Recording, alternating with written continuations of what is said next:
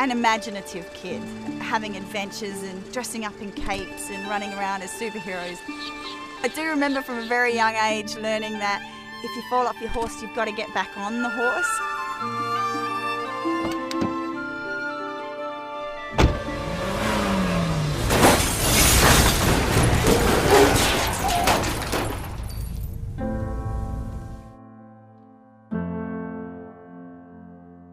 I remember this doctor coming in, he just stood there and he said, you know, you've broken your back.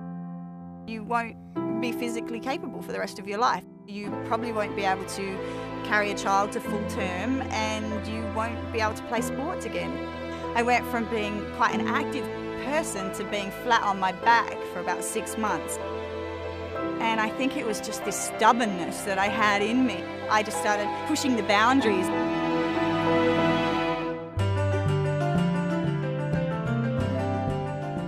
I had a friend, he was a rock climber.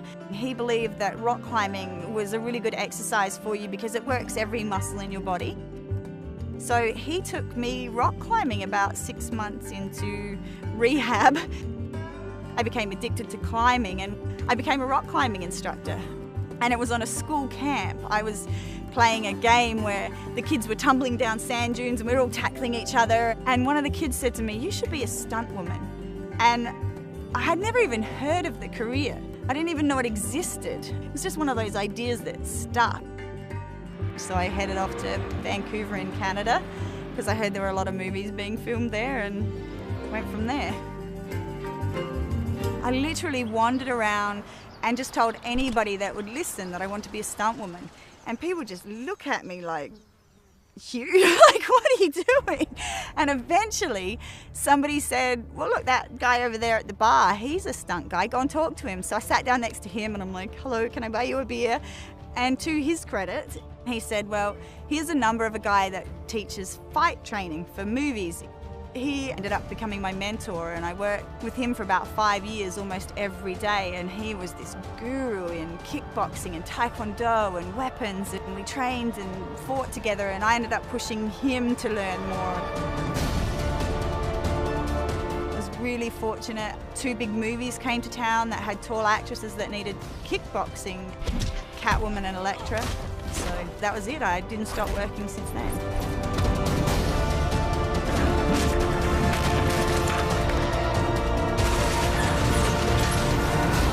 It is the ultimate challenge. You get to set in a day and it's your body and it's your mind and it's your physical capabilities that have to match the director's vision. Even the most simple stunts can go wrong if they're out by a centimetre. Action! It's time to end this. The day I thought I was gonna die was on X-Men 3 and Magneto's throwing these cars in the air and they weren't on wires, so you didn't know which direction they were gonna go. Take cover! And I'm like, run! And I turn around and Hugh Jackman goes, "Shit, that was close." And he just starts laughing and I was just like, that was one of those stunts where I was like, I called up Mum and I'm like, "How'd it go?" And she said, "Good." I'm like, "I love you." You know, you don't want to scare your parents, but you want to make sure that there's nothing left unsaid that day. You have to be okay with the idea that you may die in a day. I don't want to die, and I don't want to hasten a death, but on the other hand, if I went, I'm going doing something that I really love doing, so I'm okay with that. Next. I just worked with Chris Hemsworth on Thor, and he is humble and he's fun and he's just a good bloke. The character Sif had the most stunts apart from Thor on the whole show. And we had this 50-move fight scene, which was the most complex fight scene I've ever done. I was fighting like 10 frost giants at once. You're in the middle of the scene and you're just like bam, bam, bam, you know, and like ducking and dodging and kicking and punching and slicing, and there's just people coming at you from everywhere. And then Sif had to fight the Destroyer. Keep it distracted. And Sif leaps off this building and stabs the double-bladed longstaff into the destroyer. I was 30 feet in the air and 30 feet out.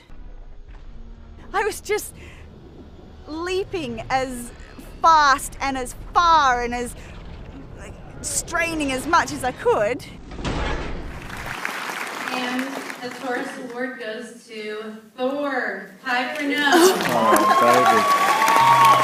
The former Adelaide girls won Hollywood's highest honour for stunt women. Furneaux just received the industry's version of an Oscar. Well, I have had a good run in stunts. It's been 10 years. I'm still in really good physical health, so it's time for me to sort of step away from stunts now. I'm moving back into nature, back into the environment, away from the glitz and glam of Hollywood, and actually stepping in front of the camera as myself for the first time. I really want to work with women, showing that, you know, a strong woman can have a goal and a dream and face adversity in a, you know, male intensive industry and make it with integrity and come out the other end a better person as a result. So that's sort of where I'm headed. Fingers crossed.